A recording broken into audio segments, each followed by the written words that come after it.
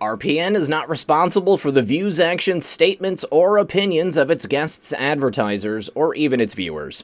The information contained on this program is not to be construed as medical or legal advice. An appearance on this show is not necessarily an endorsement, and as always, we encourage you to do your own research. Enjoy the show.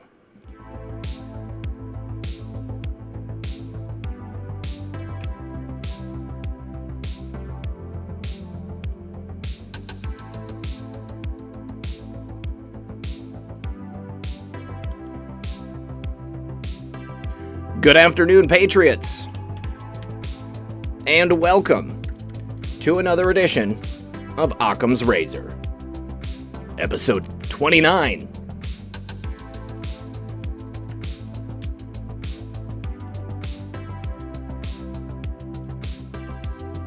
Something tells me this is gonna be a big week. It's already a huge day. And I went to a rally last night. So much fun, guys. So much fun.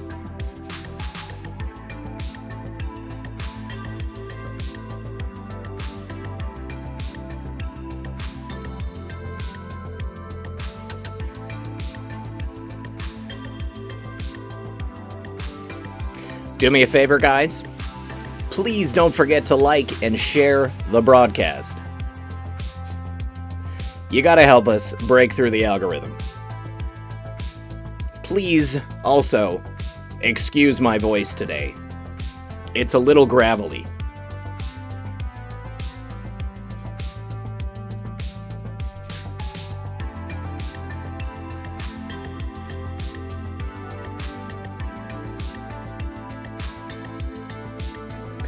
Do me a favor, sit back, relax, grab your popcorn, and we'll be right back after a very brief word from our sponsor. After the age of 20, your body will naturally decrease its collagen production by 12% each passing decade. This is a leading reason as to why skin appears thinner and more wrinkled as you get older. Ageless Multi-Collagen provides you with 5 different types of collagen your body needs in one complete protein. You'll enjoy powerful support for your body with results you can see and feel in just a few short weeks. Get Ageless Multi-Collagen for 51% off plus free shipping by going to healthwithredpill.com or click the link in the pinned comment or description below, and remember, when you support my sponsors, you support this channel. Welcome back to another edition of Occam's Razor. Please consider also supporting my sponsor, healthwithredpill.com. Very pleased that they are still interested in sponsoring my show. Without them, literally, I wouldn't be able to do it. And also, of course, without you guys, we wouldn't be able to do it either, because who wants to listen to a show if nobody wants to listen to a show? Methods, how are you today? Man, I'm 50 shades of awesome today. How are you doing? I'm doing super good. Still riding that high from the rally last night. It was an incredible experience. I had so much fun. Methods, I've never even asked you, have you ever been to a rally before? I will never confirm or deny that I can neither confirm nor deny that. But yeah, no, we had a lot of fun last night. All of us were, silently jealous of you and slightly angry that we weren't there sitting next to you. We all had fun playing Where's Waldo with Denim 78, trying to find you in the audience. I almost wore a striped shirt, just for, lack of irony. I figured it would be fun, but I guess people still had an easy time finding me because of that mask. And who was it that said I looked like Scorpion from Mortal Kombat? Because that was exactly what I thought too. When I put that on, I was like, Mortal Kombat, get over here. That's what I was thinking the whole time. Right, but it was fun to be able to watch and then right over Trump's shoulder. You're the good angel on the shoulder, just right there in the angle. It was pretty cool to see it. Thanks, dude. I had such a good time, and it was really cool, because here's the thing. Secret Service jams the cell signals while you're there, and I'm sorry, Methods, hold on just a second. I need to get this cat out of here. That that cat's great. But yeah, I hope everybody in the chat's doing well today. We got plenty to go over for sure. We probably won't get to it all, but we definitely want to chat with him about the rally a little bit. What's up, Kat? Yeah, I just decided I'm going to placate her because she really missed me this weekend. But yeah, so Secret Service jams all the cell towers. So I kept trying to send stuff out and it wouldn't go. And then once the rally was over and the crowd kind of thinned out a little bit, then things started to send, and then I got like a million messages like all at once, and people were like texting me like, "Where are you? I can't see you." And then they were like, "Oh, now I can see you."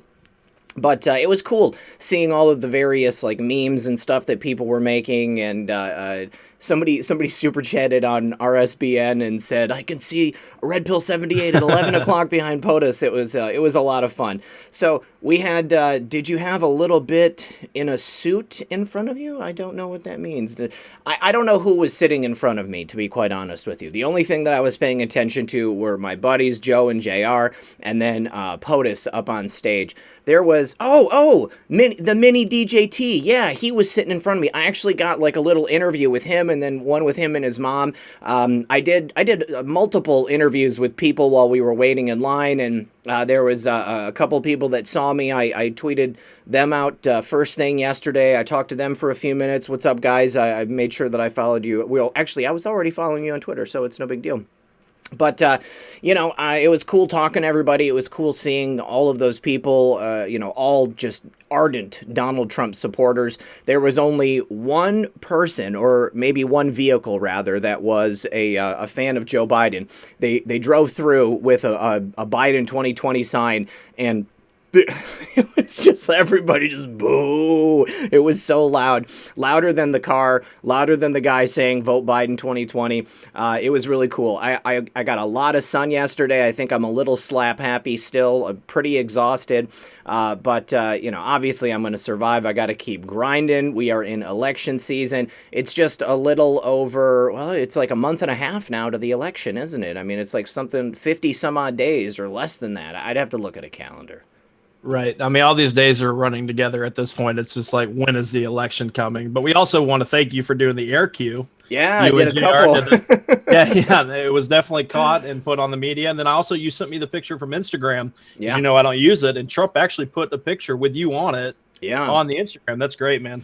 Yeah, I couldn't believe that a real Red Pill girlfriend sent that to me after I left the rally last night. A keen-eyed viewer on Twitter saw that on President Trump's Instagram, because I don't know if you remember this, but my Instagram was deleted for no good reason. They just said that I couldn't have one anymore, probably due to the subject matter. But I'm glad that the letter drawing was caught on camera. I didn't know if they were looking at us or not. The lights are bright. I'll tell you what, especially when you're sitting behind Potus, everything is just coming right at you. But I'll tell you what, everybody was so cool. The President Trump staff, the people working the rally, they were curt, but I mean, they're wrangling, 7,000 squirrels, basically. They're trying to get everybody to do what they want, sit them in the proper place. They were great, though, making sure that every single seat was filled, They obviously they want to show the full impact of how many people are there. So they bring everybody in. It took hours to fill up the bleachers, and then also to make sure that everybody had gone to the bathroom by a certain time, because once President Trump got there, you're not allowed to get up. And everybody had gear. If people couldn't buy a hat or they couldn't buy a shirt, they gave away hats and shirts. They made sure that everybody had our signs, fill the seat. That was great. And the security guards were not messing around. Once the president goes on, you could film him until he gets up to the podium, and then you have to put your phone away. And once that happens, if you pull your phone out while the president is giving his speech, they will come and let you know that you have to put it away, or they will kindly escort you out if you don't want to.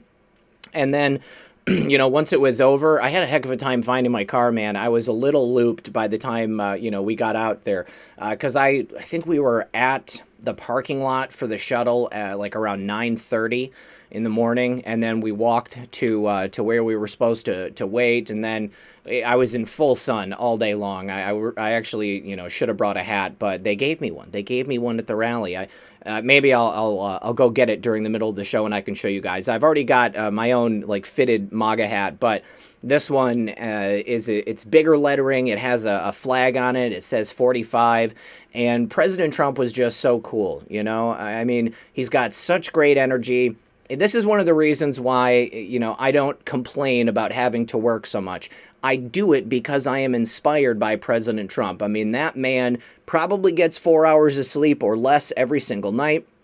He is up to date on everything that he needs to be up to date on. He's constantly working, tirelessly working to save America and bring it back into a new, great form.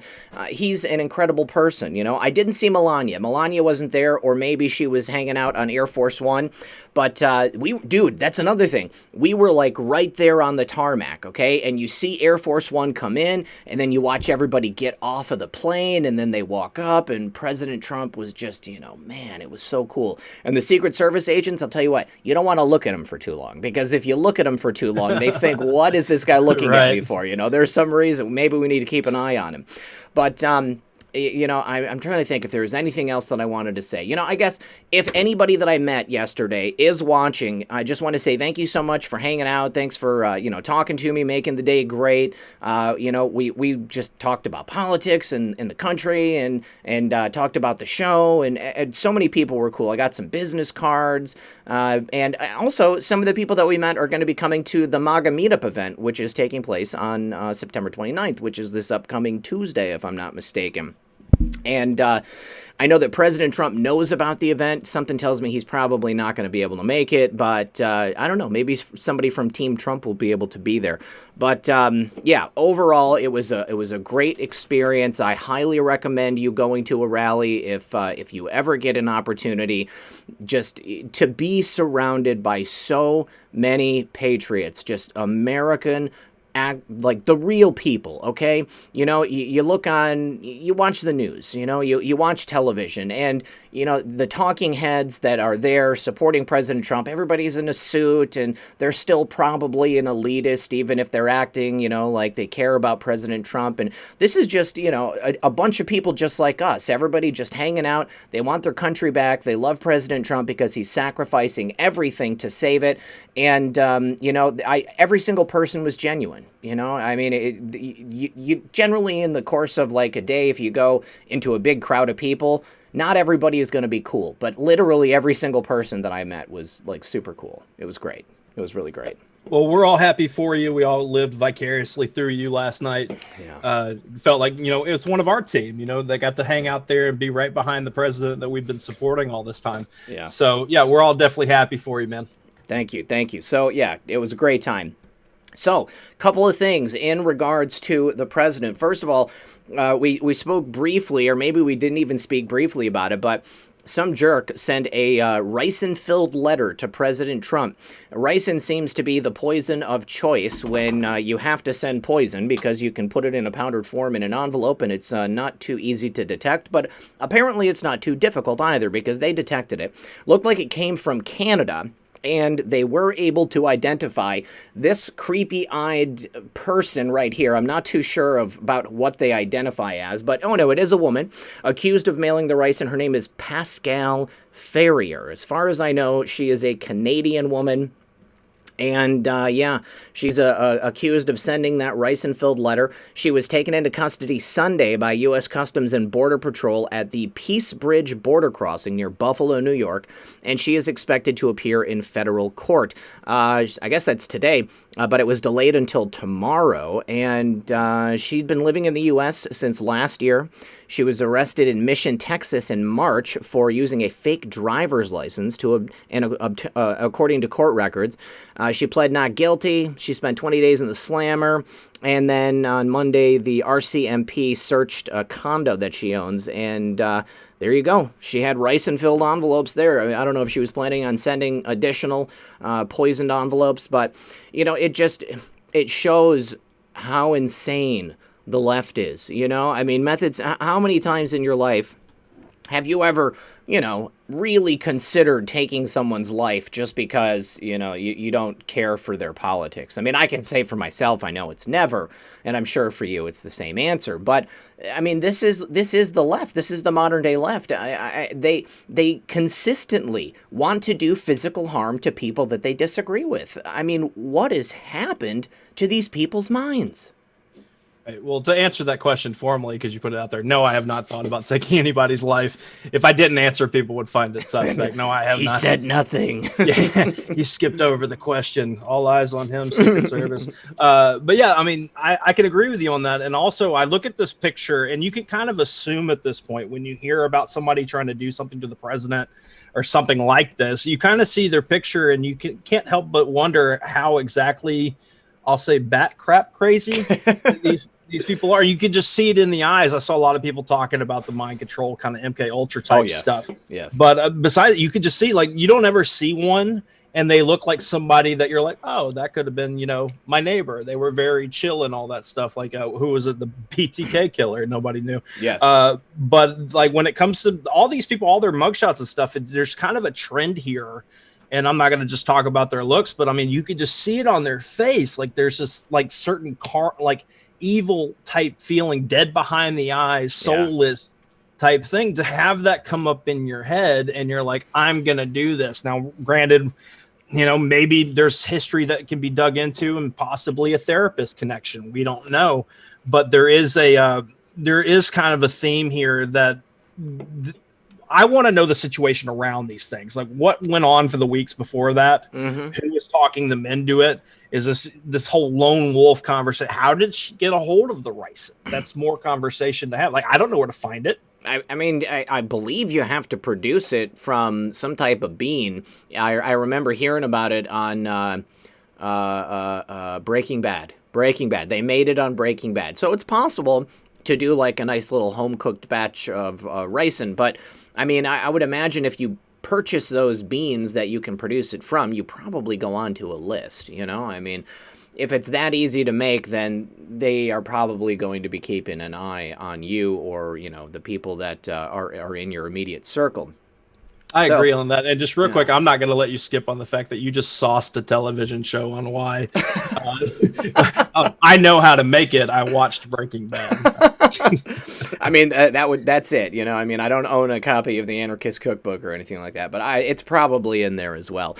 But I really enjoyed Breaking Bad when it was on television. This was a while ago, but it was a good show. Interesting. I mean, and speaking of Breaking Bad, she also looks like she could have been on crystal meth as well. Let's just be honest there. She's, a little bit. And I'm kind of concerned about how many people know which bean it comes from in the chat. I appreciate you guys being very... Castor beans. Yeah. Thanks, guys. Plenty of answers. I'm just going to assume all of y'all just Googled it or DuckDuckGo'd it real quick and not already knew that, because that's kind of curious, but that's fine. We'll move on. All right. So in addition to... Oh, my gosh. How did I... Simone... Come on, she made my image show up on the screen here. I guess we'll just leave it up there since it's not so bad. So there was also a couple of gentlemen, or guys rather, that were arrested in Virginia. They were carrying a backpack with a gun and ammo, and they were on their way to the Trump rally, it sounds like. They are Virginia residents. They were walking along railroad tracks behind an Ohio airport with a backpack that contained said items. And that's obviously, a big red flag. I mean, the president's flying in, a couple of guys walking along the railroad tracks. I mean, obviously up to no good. I mean, nobody walking along railroad tracks with, a gun in a backpack and a whole bunch of ammo is probably, doing anything but, considering how they're going to remove President Trump. But FBI was involved. Secret Service was involved. Oh my gosh, it was actually a man and a woman. John Davison, 38, and Vicky Davison. So they're husband and wife.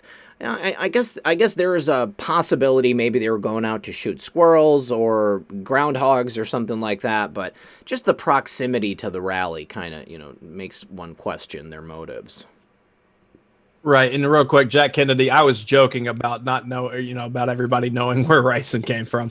But yeah, as far as this goes, they have to be that concerned about anything that's suspicious like this because of how much, at the very least, the gaslighting by the media, by the Democrats, all the Twitter echo chambers saying, we need to take down this president, the constant trending hashtags when it's like only 4,000 tweets, but it's like destroying anything about the president and suggesting these things. They're creating people that could organically have these ideas. At the very least, like you asked me, have I ever thought of, taking someone's life? I imagine that there's plenty that have been definitely considering it, or at least like daydreaming about going after the president. Oh, it's clear that these people are being radicalized. I mean, whether it's through signals on social media, subliminal messages on television, in the news. Well, we just had Don Lemon say that we need to burn the whole country to the ground. I mean, obviously, the fake news media has been instilling these ideas of violence in people's heads. And not just them, but also the political pundits, the talking heads for the left.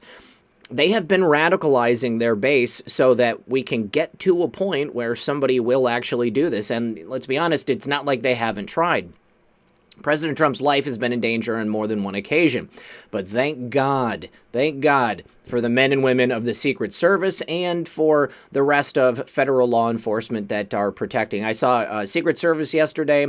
I saw the U.S. Marshals yesterday. So there was quite a presence around the president. And I would imagine, that's ubiquitous. Anytime that he goes anywhere, he is well protected. These people are making sure that the crazies coming out of the woodwork are not going to hurt our president. And I'm just wondering, when are these people going to be held accountable for their messages of violence that they are pushing out to these people watching the fake lamestream media, MSDNC and CNN and, whatever else it is. I mean, lots of people saying lots of very, very, very violent things. Sandy Ocasio-Cortez calling for people to be radicalized over the weekend if President Trump fulfills his constitutional duty and puts forward a nomination for the Supreme Court. I mean, they're always going directly to violence. I mean, like they've just went past go and collected $200 and they are ready at any given point to just be called up and start the revolution. Now, obviously, they've gotten a little bit smarter about it. They canceled the siege at the White House. It's now the Jazz Hands event at the White House. But I mean, I would think that this week is probably going to see some level of increase when it comes to the actions that have been taking place, because apparently the Senate has the votes. We have the votes. Justice is coming, and I think that quote. I think that this could be a double meaning. Obviously, we're looking for justice, but a justice is certainly coming. President Trump has announced officially that he is going to be nominating somebody either Friday or Saturday. He's also said it's going to be a woman. Now, he's looking at a couple of different people. I like Amy Coney Barrett. How's your feelings on Amy Coney Barrett? I think that she's going to be the choice, to be honest. Now, do we get a curveball out of nowhere and they're just expending ammo? Kind of like how originally Trump had said he was bringing in DNI, or he was going to nominate Ratcliffe for DNI. Yeah. And then they took it back, and then it ended up being after Grinnell. We might see some stuff like that. There's always chess moves being played, but I like Amy Barrett. And I think that the biggest thing that we need to watch, or keep in the back of your minds, because we always talk about, especially on this channel, the battle between good and evil. Like, they're already going after her religious views as to why this is a problem. Yeah. And I think that we need to really watch as they attack, because this is putting now Christianity, religion, at the forefront on the biggest conversation going on outside of the election, and that's the Supreme Court seat. Well, this is exactly what they did before when she was being talked about as a nomination.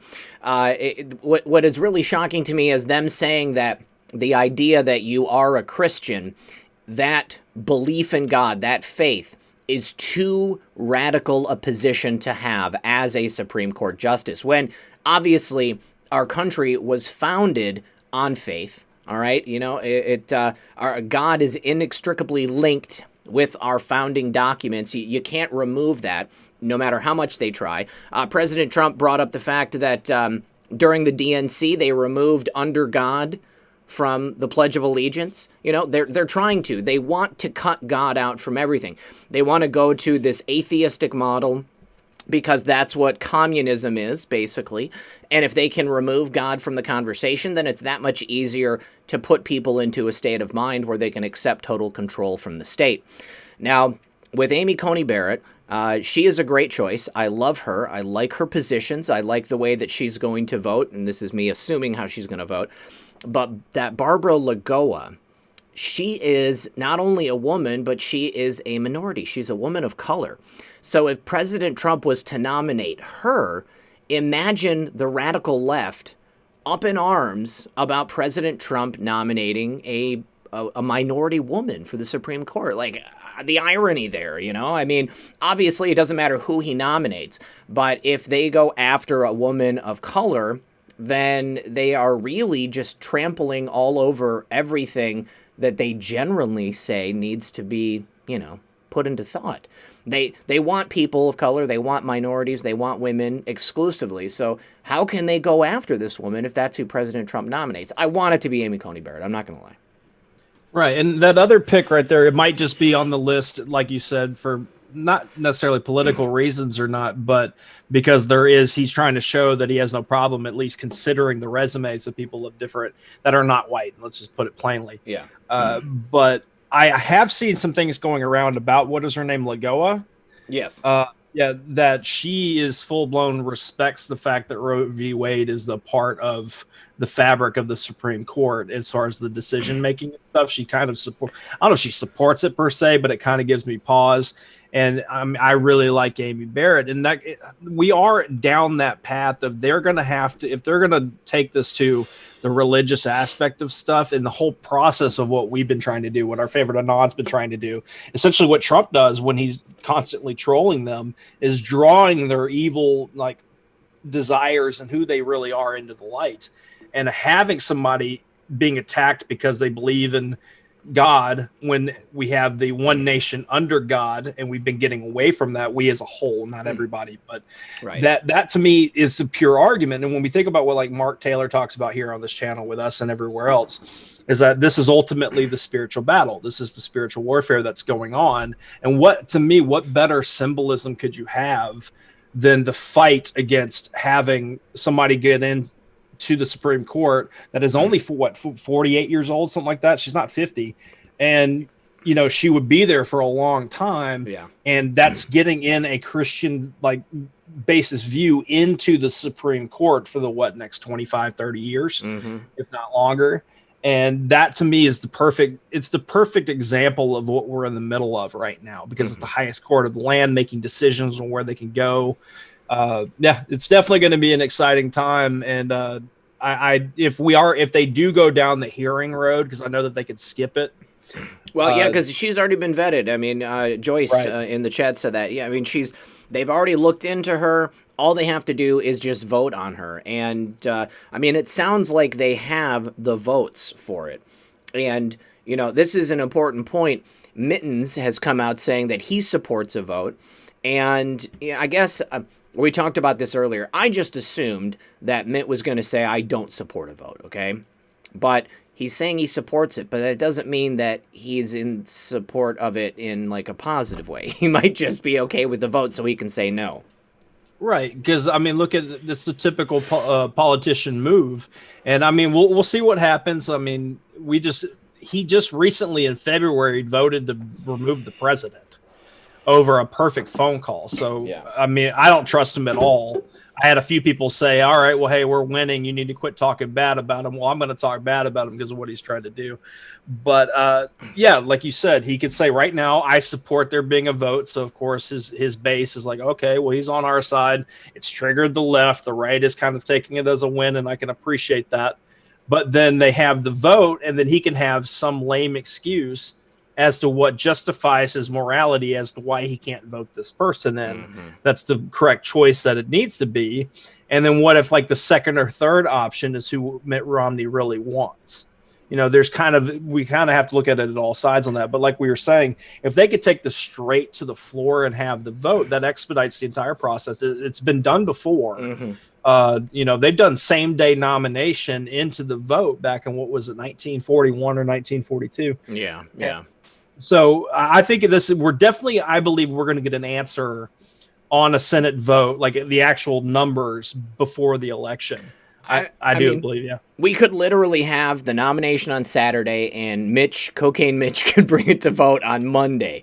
Right. It's possible. Now, here's the thing. If Mitt votes yes, my question is, what are they blackmailing him with? well, then we could take it all the way down to what's going on with Ghislaine Maxwell and what happened with Epstein, because we know that the money's tied, because he's tied to Les Wexner.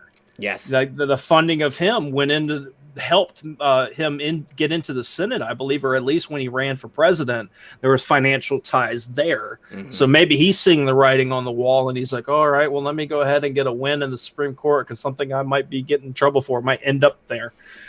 So I don't know. Yeah, he could be trying to atone for past sins. It's very, very possible. And that's an excellent time to go into this Ghislaine Maxwell conversation. There was supposed to be a hearing today on the unsealing of all of those documents. Now, Ghislaine has excellent lawyers. I will commend her on that. It has been postponed until October 13th. Now, there is the information here from courthousenews.com. So they've postponed it in the SDNY, if I'm not mistaken. It's supposed to have been the release of dozens of files, and they will undoubtedly incriminate her and all of their co-conspirators there. And they're saying also, of course, that she perjured herself back in 2016 when she went through those depositions there. So, I think that they're going to try to continue to push this for as long as they possibly can. The last thing that she and her co-conspirators want is for all of this information to come out prior to the election. Obviously, that is what we want. We want this information to come out before the election, because it's going to have a major impact on a lot of people. Just think of how many high-profile people that we already know of that are involved with this sordid situation. But what if there are some really big political names who come up in the course of those depositions that are currently in politics and that are currently trying to, dethrone President Trump, get him out of office? It would put a whole new spin on the reasons why. Obviously, they don't want to go to jail. They don't want their information to come out. And they certainly don't want to have to defend themselves in the midst of the most contentious election season we've ever seen. Right, and I want to give a shout out to our buddy Endorphin. I hope he's listening, because he's been keeping me in the loop, plenty of us in the loop, on all the different things that her lawyers have been trying to do to throw the wrench in the machine of this evidence coming out, this information coming out.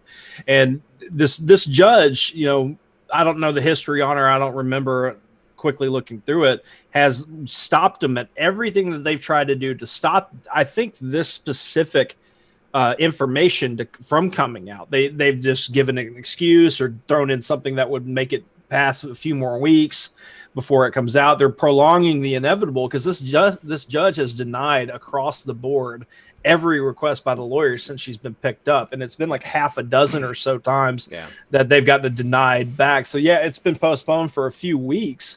But now, what's the date of it? October 13th. Yeah, 13th. That's not that far. Imagine having that information break during the last month before the election, because that's what they've been afraid of, is this right here that they're talking about being released. Now, there will probably be redactions. I don't know how long it would take, but that judge wants this information out there as long as they're protecting certain people's rights that they deserve to have. So we want our hands on it. I just think that we talked about it before the show. I think we're going to have a bunch of different moving parts happening at once that would be considered our offense. Yeah. And I think this is an angle of that. And we have other ones that we'll get into later on the show. But I just see a lot of things that we could be excited about breaking, just in general, not just indictments and stuff, but actual information coming out that's just dropping it all on the shoulders of the left right before the election. And it's so beautiful. And we joke about coincidences, not coincidences, but the fact that it's dropping right before the election is not a coincidence to me. No, not at all. October is the perfect time. I'll go back once more to the short attention span of people today as a result of technology. We need to have as much big news break right before the election as possible so that, just think back to, the infamous Hillary Clinton announcement just before 2016. Undoubtedly, that had a hand to play in people's decisions as they go into the voting booth. I think President Trump was already going to win. But I think that it definitely, was weighing heavily on the minds of people as they, decided who they were going to check that box for. But there's also a new book coming out about Prince Andrew. And wouldn't you know it, it claims that he is has a sex addiction. That is nothing new to me. It sounds like, pretty obvious stuff there, but it's entitled Sex, Lies, and Dirty Money by the World's Powerful Elite. So it sounds like it's not just about Prince Andrew. It's going to be a scathing expose on a lot of very rich and powerful people. So that is great that that's coming out. When is this being released?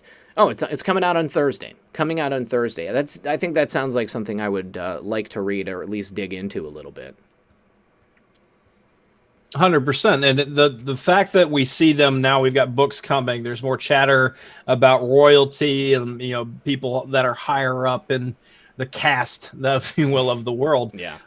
They're panicking about this stuff and not wanting this stuff released. Even like Alan Dershowitz was freaking out. He's like, "Oh, I didn't do anything wrong. Please release it." But then he quietly, once again, thanks to endorphin, was filing stuff with the court saying, "Hey, I kind of want to make sure that I don't have my rights violated in this." Yes. A lot of people are nervous, and they're rightly so because of how big this can be. Because we're talking about royalty, and we're talking royalty that goes back generations.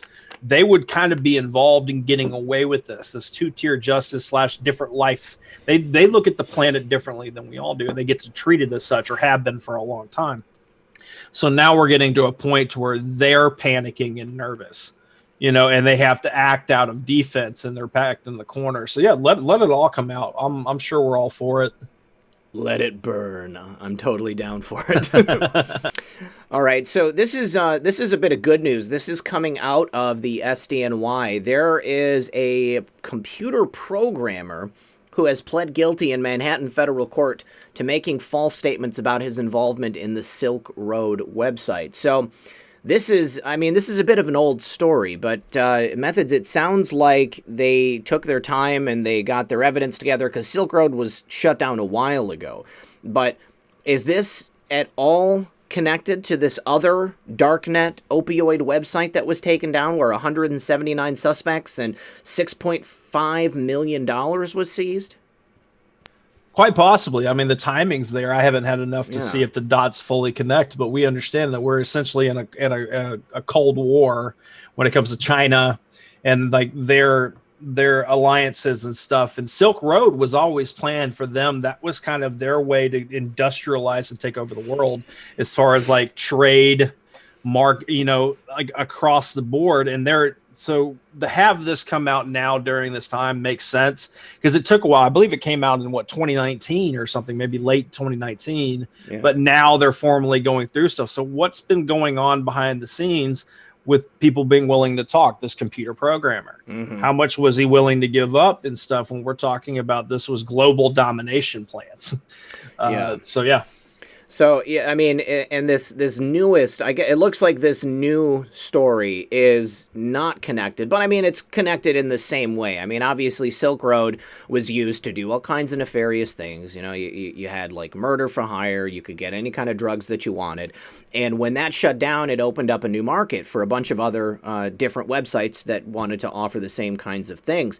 So this new website was sending opiates to tens of thousands of Americans, I got to be honest, I would be pretty paranoid to have, illegal drugs shipped to me in the mail. I'm sure that they can't catch everything, and obviously they didn't, but, I don't know, man. This is just not the kind of thing you want to screw around with, and I just want to say that if there is anybody out there who is struggling with an opiate addiction or any kind of drug addiction, there is help available. You can go ahead and just ask for it, and there are, more than a few resources available for you so that you don't have to suffer like this.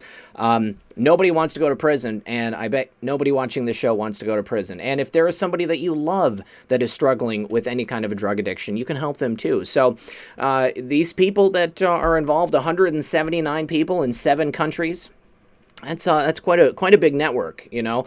And you mentioned China. You know, fentanyl is one of the major drugs that was seized.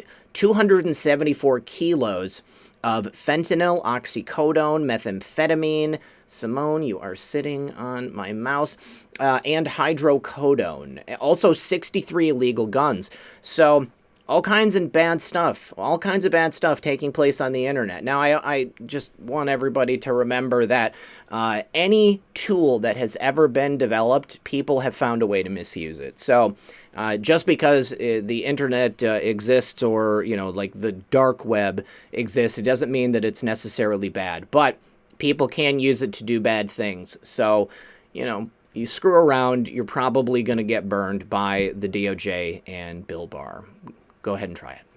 Well, I also find it curious timing that this is going on and then the FinCEN stuff is coming out. Yeah. Because there would have to be the money, the movement and transaction of money, even though we're talking about international drug trade, at least when it comes to this charge. But this is happening right around the time that the FinCEN documents dropped, which, just to be really quick, it's talking about how people were using dark money. So illegally, you know, illegal exchange of money or whatever that they were doing to then garner this money being moved through global banks, like the bigger banks, the HSBCs. You know, I think the Bank of China was involved in that too. I'm not too sure, but there's a bunch of. So what I'm saying is that the timing is very coincidence to me. Yeah. That this would be happening around the same time. Now, didn't you come across some additional information about that FinCEN release? Something about how they were trying to use the suspicious activity reports to tie President Trump to Russia yet again? Yeah, I wanted to look more into it, and maybe the chat can help us out. But they're basically, what the media is doing is taking a piece of this information and then magnifying it because of Russian involvement and trying to connect this back to Trump. They're trying to make this about him, but this is much bigger than that. You know how, like, when news breaks and it's huge and it's very damning to the left or the cabal or whatever, they pick a piece out, twist it, and make the whole thing about that and throw it back at the right or the president. So, yeah, that's what they're doing. I don't have the specifics in front of me, but they are trying to spin this into something that Trump is bad. Okay. All right. Well, you know, obviously, try as they may, it's not going to work. So this tweet from Rick Scott here, Methods. This is, what's he talking about here? The CARES Act. Liberal states using the CARES Act funding so that they can fleece the federal government for the beer bug.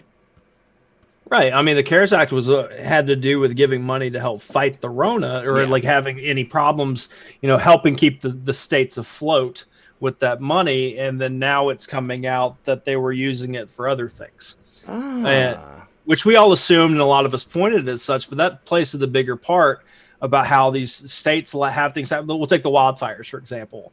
You know, let it burn, whatever the reason is. We all pretty much know why, but then they turn around and reach out their hand and say, we need to do it for these wildfires. And then that money wouldn't be helped there. It would be balancing their budgets or putting money in their pockets. It's the same kind of thing with this CARES Act. It's essentially a payoff that happened that was meant to help out with the Rona, but instead they're using it for political purposes and to line their pockets and fix their balance books. Oh, man, this is not something that's good. I hope that they go after these places. Looks like Michigan is one of the states that is being accused of this.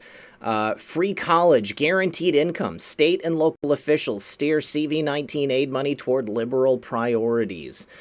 Not a good look. Gretchen Whitmer is spending millions on free college for more than 600,000 essential workers. Honolulu Mayor Kirk Caldwell agreed to spend $629,000 to hire 15 community relations specialists. Democratic St. Paul Mayor Melvin Carter recently announced a guaranteed income program for low-income families using $300,000 in CARES Act money. Yeah, these people are never let a good crisis go to waste, as Rahm Emanuel once said. any chance that they get to take advantage of the goodwill of the federal government and any type of crisis that you see like this, they always are going to take it, flip it around, and use it for their own nefarious ends. This is why the United States is in such an incredible amount of debt. It's just unprecedented waste on so many different levels. You know, I mean, just imagine state, local, and federal leaders looking at the United States as a never-ending piggy bank. All the different ways that they can go ahead and just suck it dry, take that money, do whatever they want with it. You know, I mean, offer free money to people who are more than likely considering voting for them and who, you know, as a result may end up voting for them. Gretchen Whitmer wants to stay in power. All of these Democrat mayors and governors want to stay in power because, you know, clearly with all the unrest that we've been seeing over the last several months, many people probably changed their mind and decided they were going to vote for the other side because we want law and order. The country needs law and order because if we just continue to exist in this state of anarchy, then people are going to die. The economy is definitely going to collapse. Now, we had some, actually, on that note, Methods, we had great news over the weekend. The DOJ has decided to officially defund 3 cities that they are calling anarchist zones. Was that it? Yes, and just real quick to that point about, you know, them using this money that's coming through these STEM packages, these acts that they will. Ask yourself why you don't have your second STEM check. I know some people didn't get the first one, and I can't explain that away, but that's the whole reason why, because we have the Republicans that put out a bill, and they're like, all right, let's take care of the American people. Let's worry about these other things, these other agendas later, and the Democrats are just not letting it get through the House at all. But then they put out their bills and they have all this pork and stuff. Well, this is what we're talking about here. This is the pork. They say it's for the stuff to help the Rona. We have to do this or the other, but then it ends up conveniently, the money ends up in other places. And that's the whole point of it. That's what they get in the Congress for. They're used to do this, to line the pockets of their people. Yeah. And also we've got 3,950 people hanging out with us, 1.5 thousand likes. If you guys don't mind turning that thumb blue, that would be great. And any donations that you guys have made has been fantastic. We appreciate it. Yes. Now, also, it looks like there is a deadly new virus spreading through Germany. What is it? CV20, CV21, Right. a new strain of Ebola or Zika virus. What is it, Methods? I don't know. I think all our bingo cards are full when it comes to 2020 at this point. Apparently, the where we go one, we go all phenomenon is taking over Germany. I wonder why that would be. Wow, maybe the German people are sick and tired of being lied to by the likes of Angela Merkel. Yeah, you're talking about the article talking about us being a contagion. Yes, we are the virus. Right. Yeah, I mean, they definitely, we've been compared to a lot. We've been compared to terrorists. We've been compared to, you know, Nazi Germany and all that. Now we are, Digital Demons was another fun one. That's right. But now we're a contagion. We are now a plague. We are, you know, coronavirus, hold my beer. You know, this movement's going to step up. Yeah, so it's not surprising that they're doing that, because if you think about it, we've had this cycle happen a few times this year already. They're like, you know, social media needs to crack down on this movement, this, you know, our favorite Anon movement. You know, we need to do this. And then they knock a bunch off, and then they're all like, happy, thank you for doing this. Mm-hmm. And then we start getting more articles come back around saying like, well, they did this, but they need to do more. They're actually, that movement is still spreading. Mm-hmm. And then so they do another wave, and then they have to keep saying this. So if anything, it is kind of the Streisand effect. They keep talking bad about us, saying all these things. And like, imagine finding out about this for the first time this year and being like, you're hearing about this, like from the left, it's this cult that believes in, you know, X, Y, and Z. I'm not going to name it all off, but it's all fanatical is what they're trying to make it. And they're taking over the internet. The president doesn't have a problem with them. They're now getting into Congress. Wouldn't you look that up? Like, I mean, if you had never heard about this, wouldn't you be like, what the hell are they talking about? Yeah. I need to look up this chaos. This is better than any of the garbage TV I've been watching. And there's no movies being made. You know, it's the perfect, it is a perfect storm, lack of a better word, term for it. for people to be like, what are they talking about? This is crazy. Let's go ahead and look into it a little bit. And if they just dig enough into it, even if they were reading it and saying, well, this is really crazy, and they're believing the mainstream media, if they go a degree further and say, all right, I'm going to go look at it myself. Forget these articles. I'm going to go really look at it. That's where they end up looking at all of our stuff. And then boom goes the dynamite. Yeah. Now, our favorite Anon in the middle of the night posted also an article from Business Insider. Pelosi attacking Facebook, saying that they are in the business of poison, basically, because they are allowing the messages of this movement to spread through their social media platform. I mean, not that they're allowing it. They're not even allowing it to spread, really. I mean, it's just that our numbers are so great and vast that we are able to continue to share information, and Facebook can't stop it. They're doing what they can, but obviously Facebook is not our friend. Facebook is not our friend, but it is an effective tool for certain people to send information back and forth.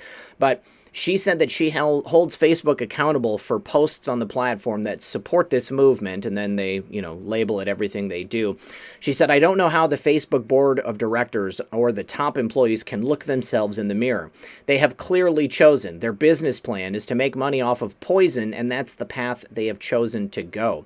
And then our favorite Anon showed a list of articles. It's from the last 7 days, all of the various hit pieces that are on this movement, and of course it shows that that article from Yahoo News and just a whole host of other hit pieces that basically everybody is putting out against us right now. And then asks the question, have you ever witnessed a full-blown international mainstream media constant barrage counterattack regarding a conspiracy? Simple logic answers the question. No, of course not.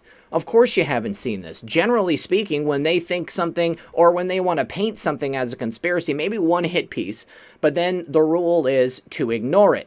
They don't talk about it because they know that when they talk about something, it's more likely that other people are going to talk about it and discuss it amongst themselves. The fact that they are non-stop, hit piece after hit piece after hit piece, it just goes to show how petrified these people are, how scared they are of people waking up and learning the truth. We have a great mass awakening taking place on planet Earth right now, and there's absolutely nothing they can do to stop it. Try as they might, no matter how many hit piece articles they create, no matter how much BS and projection and lies they put upon us, they will never be able to stop this awakening. They cannot put this genie back in the bottle. People are drinking this Kool-Aid, and it is the Kool-Aid of truth. It's a wonderful thing to see. Right. I mean, they're essentially shooting the messengers. They're trying to take us all out. And it's not always about, if you notice, we don't talk that much anymore about the actual posts that happen or things that have gone on. Now, we refer to them at times, but there hasn't been really any breaking things coming through the posts as what we used to look through for the last few years. But we've created, and we've talked about this before, we've created this movement of people that are any news that's breaking at all or a connection that gets made that the media doesn't want covered, we spread it everywhere. Yeah. So that's why they're attacking us specifically and taking down accounts. Press F in the chat for War News went down. The incredible account that was the one that was pointing out like the name of the person, like Adam Schiff or Pelosi, and then the charges that they should be charged with, and just kept doing that and sharing it everywhere. True digital soldier, and they got taken down today, I believe. Yep. It was this morning.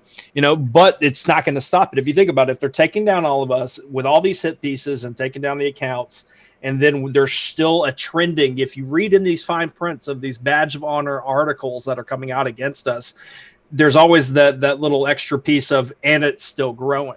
They can't stop it. Then that's the beauty of this, and that's why we keep trucking along. Yep. Yeah, some things that happen get disappointing and can get frustrating, more frustrating to others than specifically me and Red Pill, I guess, because we kind of just get through it. We're like, it's another day, let's just keep going.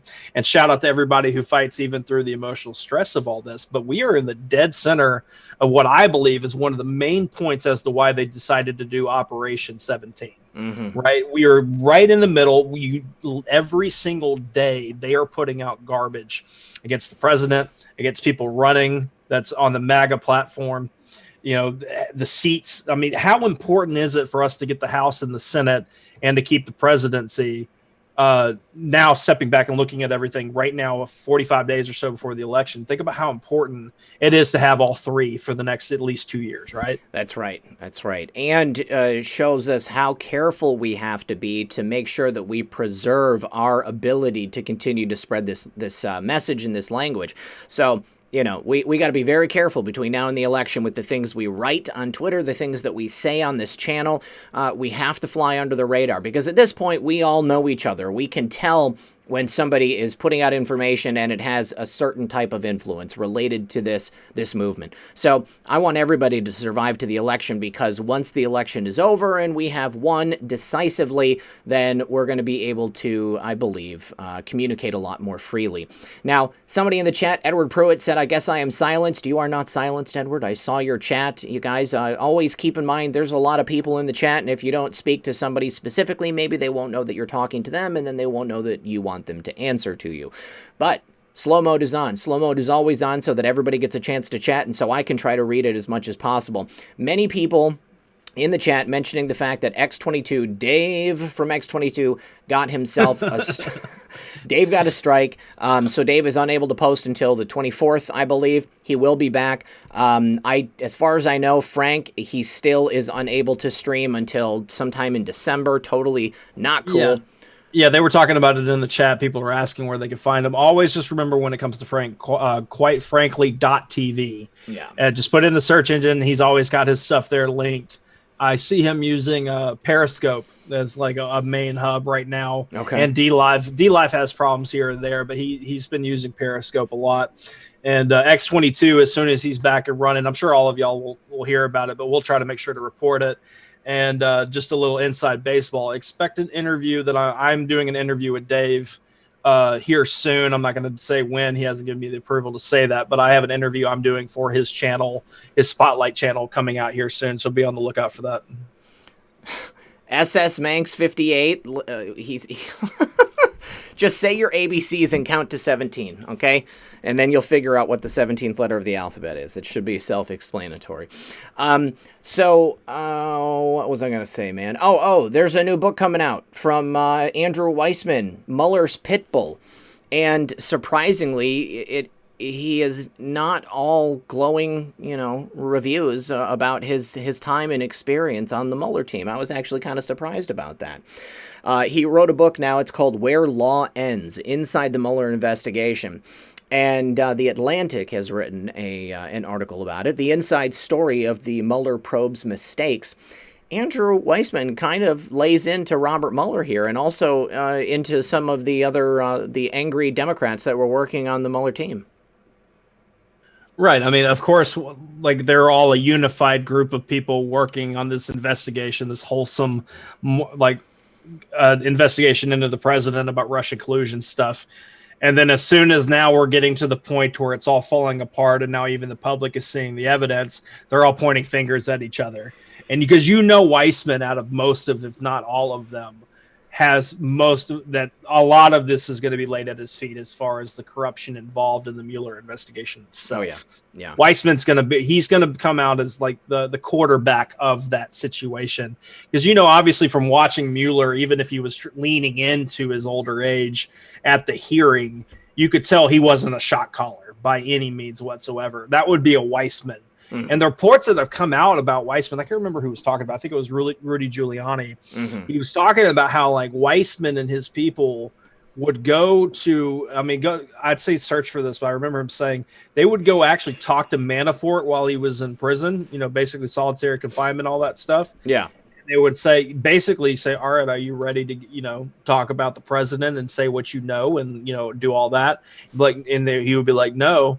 And then they would just leave him there and just walk back, and they would do it all the time, if not daily. That's what Rudy was talking about. Mm-hmm. This guy he's evil incarnate, and he stays out of things publicly outside of headlines and people talking about him. And the fact that he's like, all right, well, I got to write a book, and the book's not all about going after the president. He's going after his own team. Mm-hmm. That lets you know where the state of the information war is at right now. Oh, yeah.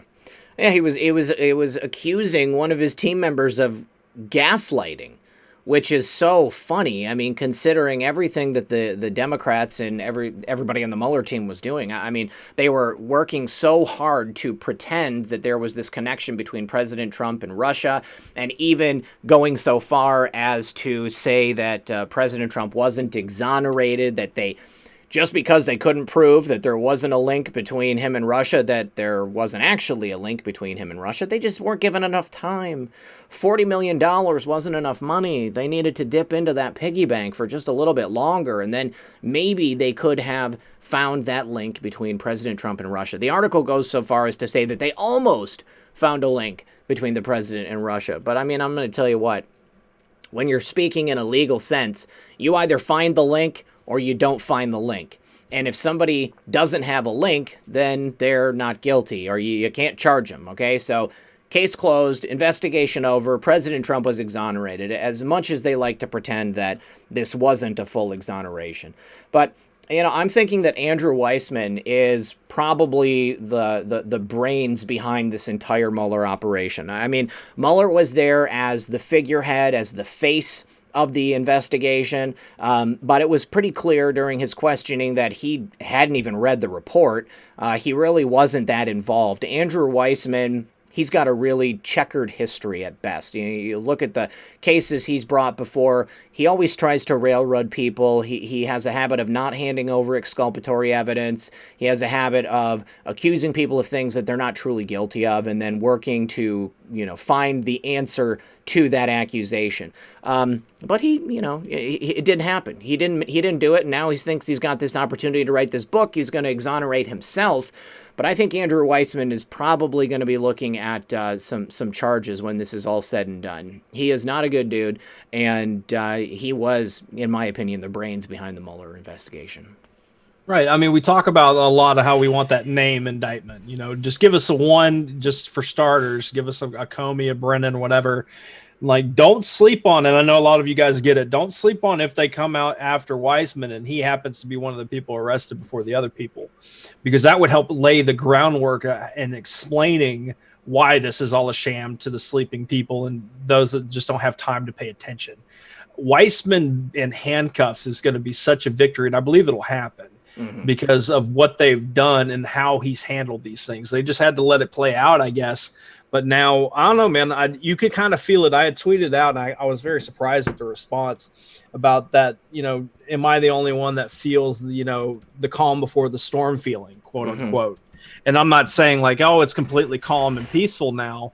But that feeling right before, like somebody made the great example of riding a roller coaster up the hill and you're right before the top where everything drops, that feeling that you get, that's what I was referring to. And I had a incredible response, people saying the same thing. We can all feel like the next 45 days or so is going to be probably the most rememberable out of all of this, right? Yeah. Yeah. So Debbie in the chat, or I'm sorry, Sandy says, I have a scoop on a link to the Bay of Pigs award. Are you thinking, you mean like the Bay of Pigs, like back in the 60s, Kennedy? If you got something, you can send it to me, redpill78@protonmail.com. There's only a couple of donations, so let me just go over them. There's actually nothing from today. There's just stuff from the last 2 days when I wasn't doing shows. Elizabeth said, you and Methods are the calm in the storm. Blessings, and blessings to both of you. Thank you very much for that. Let's see. Teresa, 2 days ago, said, thank you so much for making my life more interesting with this wonderful show that I watch every day. Thank you so much for that, Teresa. Also, there was Brian. Brian said, I love this, and I know more people on the other side are intelligent enough to see things for what it is. Both of you, please go on Adam's show and educate some people for their sake. Okay, so that was actually from Sunday when we were speaking with Adam. So, yeah, I mean, I would definitely love to go on Adam's show. I think that's something that's going to happen. We just need to make it happen. Oh, and Quips sent a donation. I would love to pay money to shill neonrevolt.com to Adam for his catching up on the Q-Sphere. Tell him he's a mad lad and to be good.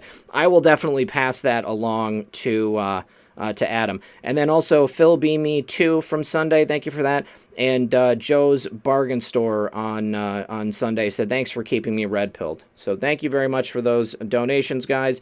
I appreciate it. Nothing on Cash App. No worries. Moving on.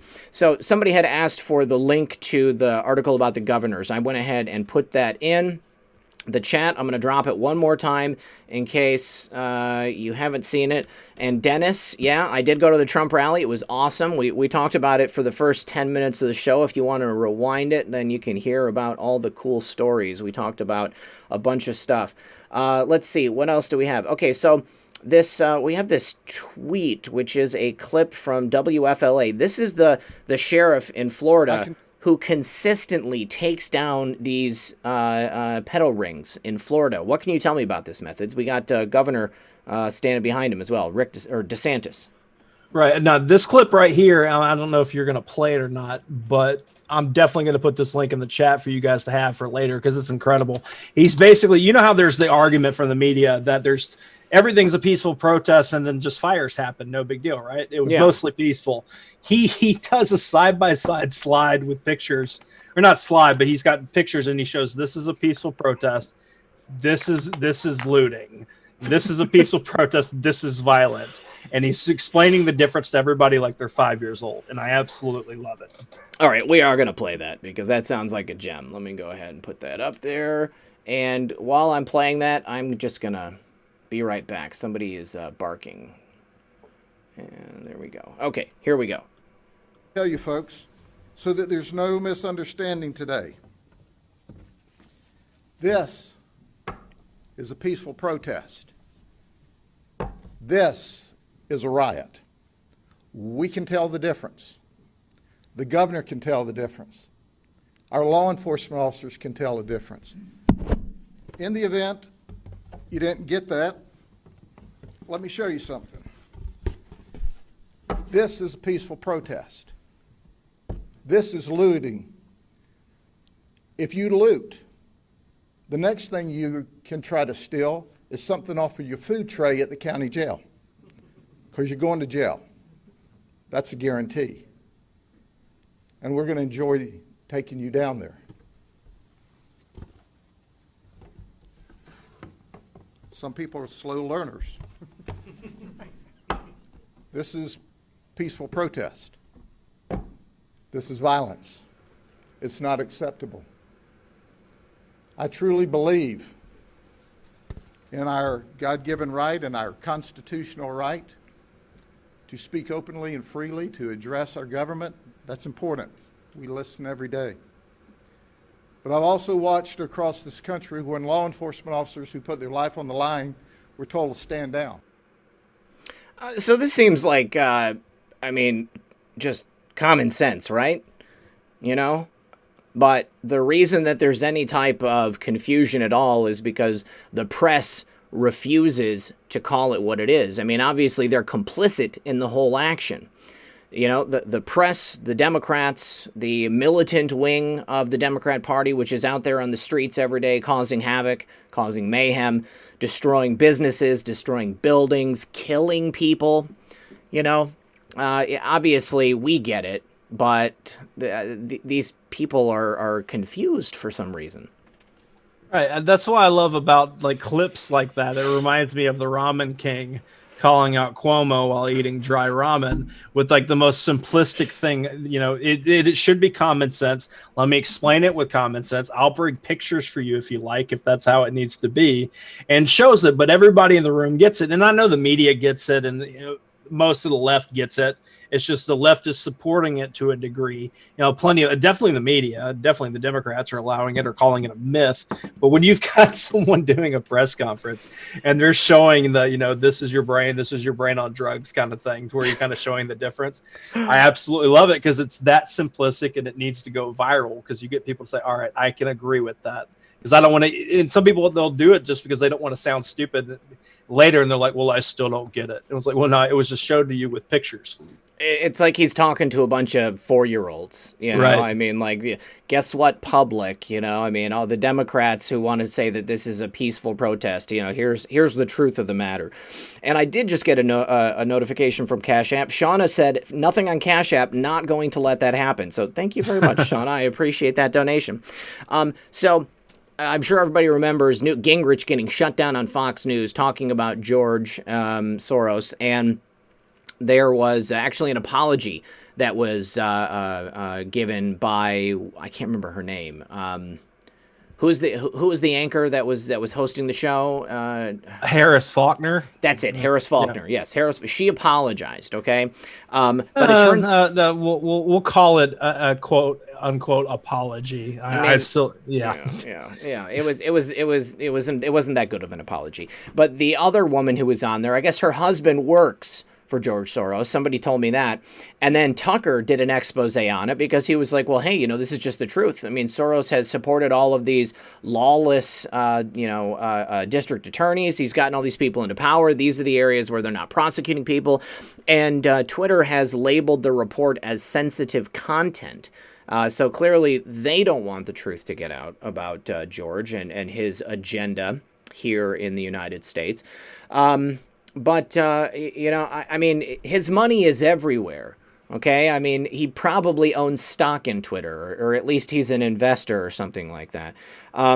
This is just par for the course, and obviously this is probably going to continue. Now, what I'm hoping is, with Tucker coming out and doing this story, I'm hoping that they're not going to let it go. I hope that they're going to continue to push on it and that he will get a lot more attention going into the election. And who knows, maybe there is going to be some type of legal action taken against him for the role that he's had to play in funding all of this unrest taking place all across the country. If anybody deserves it, I think it's George. What do you think? Oh, 100%. And if you think about it, if you have any like action, like you talked about, because of the financial ties or previous corruption, or even further, him working with the State Department under Hillary Clinton and being able to have the ear of the State Department and advise them on stuff under the Obama administration. Yeah. We don't need to forget about that. But if we have any of that stuff come out to where it's such a big news, like, knock on wood, cross fingers, George Soros arrest, he's been detained, that kind of thing. And I know many people's ears perked after I said that. If that happens, the media can't avoid it. Mm-hmm. And that's the beauty of it, is that they're trying to keep it all hush-hush. That's how Soros gets away with a lot of his stuff. Let the money talk. Let his shadow people do the bidding. But having that kind of break would be great. But I said it on Twitter, and I'll say it here.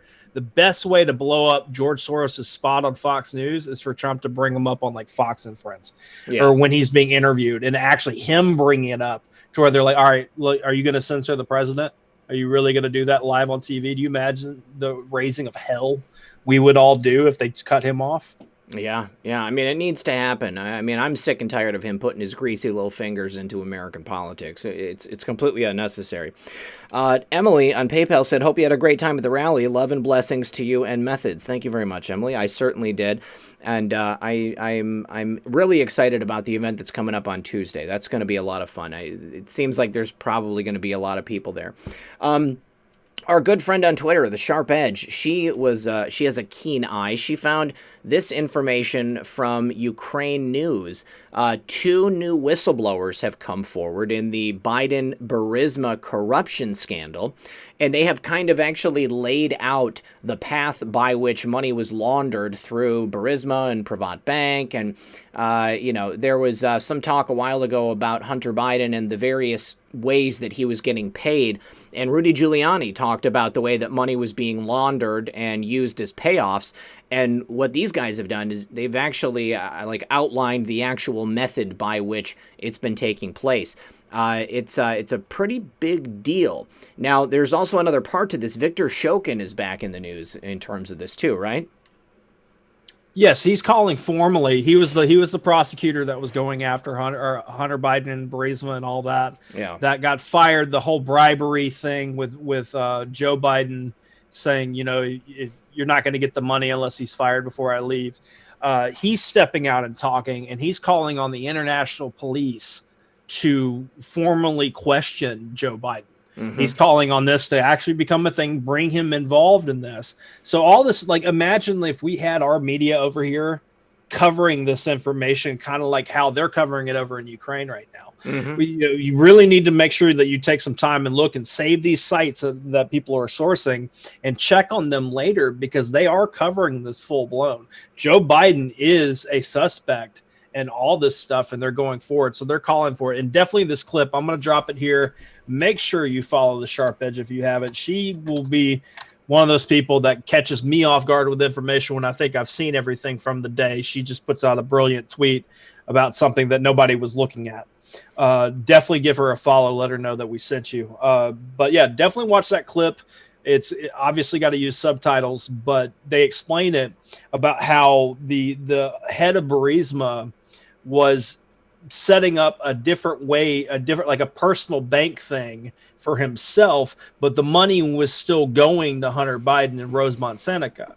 Yes. And Bohai Harvest, I think, was named in it too. So you have that China, Ukraine, Hunter Biden connection all in this. And that's what they're investigating and showing to their people right now in Ukraine. It just conveniently doesn't make it over this way unless OAN covers it, or people like this channel and people on Twitter. Yep. Yeah, so it's a pretty important thing, you know? I mean, with the new government in Ukraine and Viktor Shokin officially asking the national police in Ukraine to investigate and question Biden, you know, they don't have to charge him with anything yet. All they got to do is question him. They got to question John Kerry. They question Hunter and everybody else at Rosemont Seneca, and maybe even their Chinese partners. There's a lot of information they could glean. And if they have the help of the Ukrainian police and the federal government here in the United States, they could bring everybody together and they could have a nice little powwow, get the answers that we and everybody else are so eagerly anticipating. Now, there has been a lot of news in recent months about North Korea. The press trying to convince us that Kim Jong-un is dead, or he's in a coma, or he's just, you know, left the planet, he's in a rocket or something like that. And today, the South Korean president, Moon, I don't know his full name, Moon Jae-in, he has proposed an official declaration of end of the war, which is still in effect. I mean, they're not really, like, actually at war, but there's an official open end to the Korean War. It's still going on. So he's asking for the support of the UN, and I would imagine, you know, the United States is going to have a hand in that with President Trump's recent victories bringing peace to several countries throughout the world. But he's asking for a declaration to end the war between the North and South Korean countries here. This would be huge. I mean, we're already essentially there. All they have to do is, you know, sign a peace treaty. Okay, maybe even get to the point where they're talking about a reunification of North and South Korea. That would be the best thing that could possibly happen. I don't know if anybody here knows anyone from Korea, but the people of Korea, this is very, very real. You know, I mean, it's a tragic situation. Can you imagine if the North and the South here in the United States after the Civil War, the fighting ended, but there was never an official end to the war? So we were always kind of at a stalemate, and, you know, at the Mason-Dixon line, you've got people up north, people down south, standing there with guns, with a demilitarized zone, waiting to shoot anybody that came across, developing into two distinct, different governments, but never reconciling. It would be a traumatic incident here in the United States, and for people in certain areas of the North and South, depending on how old they are, it's still traumatic, you know, to think about how the United States went to war with itself. But if we never made up, then the country would be a very, very different place. I mean, that's exactly what it is in Korea. The people of North Korea have suffered greatly ever since, the end of actual gunfire. But the people of South Korea have they've prospered, you know.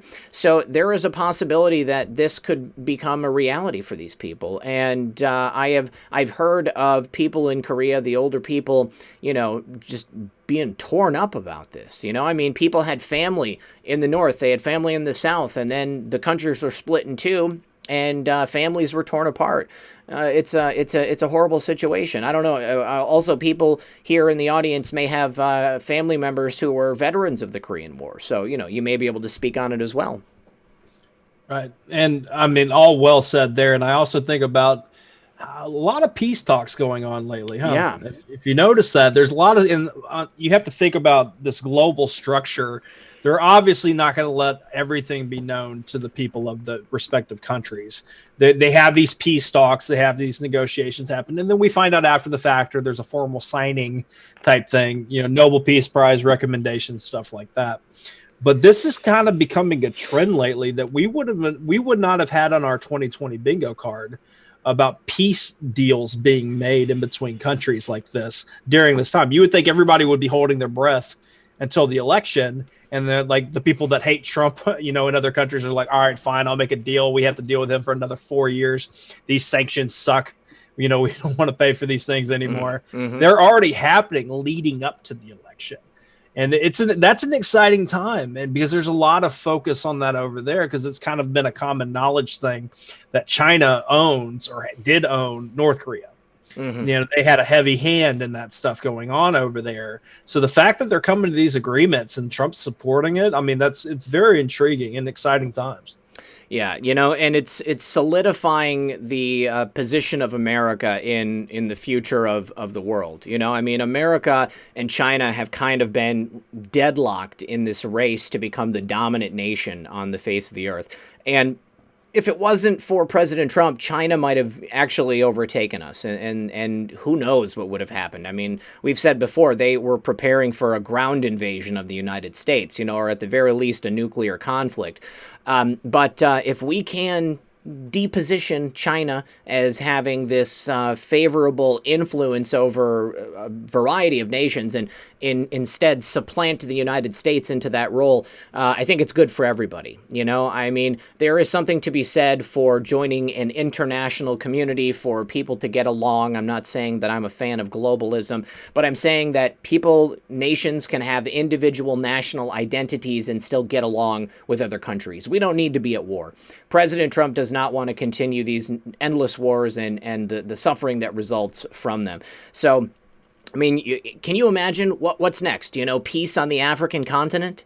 So Right. many different countries have just been just in constant battle with each other. I mean, the colonization of Africa by Europe, by the UK. I mean, that really set them up for failure. And all of those countries are basically arbitrarily drawn. So, I mean, that would be a real incredible feat if President Trump was able to bring peace to Africa. Right, and it would also, lead a former president into some issues as well. But but yeah, and to that point, because I know that sometimes when we do talk about these deals happening and all that, it does kind of sound like possible globalism.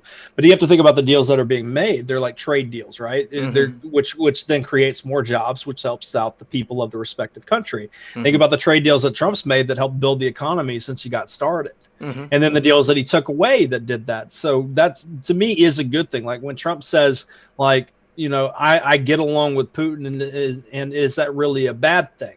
Great question to ask. It's okay to get along, but when it comes down to, conflicts that end up making them cross paths, that's when I believe Trump would then handle himself correctly in that.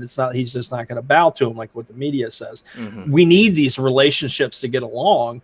And based off of this movement alone, think about how international we are. We always ask the audience, if you're not in America, to let us know. And then you see that, well, this affects everybody. Trade deals between these countries need to happen, even if America's not involved in it. Mm-hmm. Yeah, no doubt. Now, Sandy in the chat said the senior executive service Keystone. This is definitely something I've covered. You might have to go back like a year and a half into my catalog, but this is definitely something that I believe is a very solid theory, that the SES is the Keystone. But it was a while ago. It was a while ago that I did videos on that. But I highly recommend everybody go back and check out those videos because they are still valid today. So there is some new information coming out about Edward Snowden, which was pretty funny because somebody accused me of looking like Edward Snowden on Twitter yesterday. So he's been embroiled in this court case because he wrote a book and he's doing speeches and stuff, and the United States government is basically telling him, nope, we're going to go ahead and take all that money. Right, and that's what needs to happen because of the stuff going on. Because he took a win because something just pass in a court that what was going on with the evidence. Oh, with the NSA? Yeah. There's something about it was illegal how they handled the whole situation of the evidence or the stuff leaking out. Yeah, and they ruled it illegal. So he went on Joe Rogan and took the whole victory lap stuff. Mm-hmm. But yeah, this money thing definitely need to happen. Now I'm curious about it because there's a couple conversations happening because I kind of hold not in the same light but in the same topic of Julian Assange and Snowden, right? Like I mean they're both obviously would love to be questioned by the America. We would love to know what's going on with them, bring them in. There was that talk of the immunity deal being immunity or something for Assange and a possible pardon for Snowden if he comes talks. I don't know, man, but I really don't know what to think about either one. Like I have my leaning towards, percentage of black hat to white hat on each of them, but it's a very curious thing going on with those two right now. Well, here's my thing. Edward Snowden was an employee of the government, okay? He definitely released classified information. And, I think that he did it for the clowns in America. He did it to damage the NSA. Right. But Julian Assange was a journalist, he was interested in bringing injustice to light. So I think that the way he is being treated as if he was the same type of person as Edward Snowden, I think that is not the way to go about it. But, I think that there's a possibility the whole thing might be theater. Obviously, he's the guy with the information. He knows who gave those emails to him. And I feel like President Trump clearly knows that as well. He wants to make that deal. He wants to get Snowden on record to say that it was, Seth Rich or whoever it was, maybe Seth and somebody else, maybe, allegedly. But I don't know that the way that they're telling us it's going down is really the way that it is going down. What if the whole narrative that's being portrayed in the mainstream media, what if that's just part of the script? That's the movie. The left and the deep state clearly changed their mind on Julian Assange, and they decided that he was a bad dude as soon as anything that he did was inadvertently helping Donald Trump. Okay, so is President Trump and the DOJ just playing along so that they think that Julian Assange is in danger? When in actuality, he's being kept in, cushy conditions and maybe just off the radar so that they can get the information? I don't know. I really have no idea. But I'm hoping that that's the way it's going.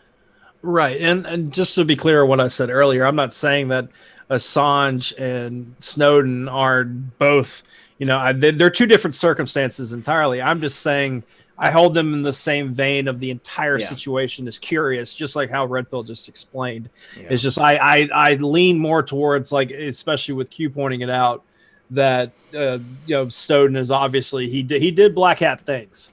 Whether he was just a black hat puppet, he did a lot of black hat things. And when it comes to Assange, I don't know him personally. I've said this before. I don't know how he carried himself. I don't know what he did behind the scenes. But he did, like somebody said in the chat, he did wake up a lot of people to a lot of things. Mm-hmm. And you can respect him for that. So I don't know. It's all curious. Yeah. All right. Well, you guys were basically at the end of the show. So don't forget to be here at 6 p.m. for another edition of Red Pill News. And actually, hold on. It looks like I got a couple more donations. PFM 2020, campaign going okay. Love the show today. Oh, I am glad to hear that. I would be interested to know more specifically about it if you want to send me an email there, Natural Lady.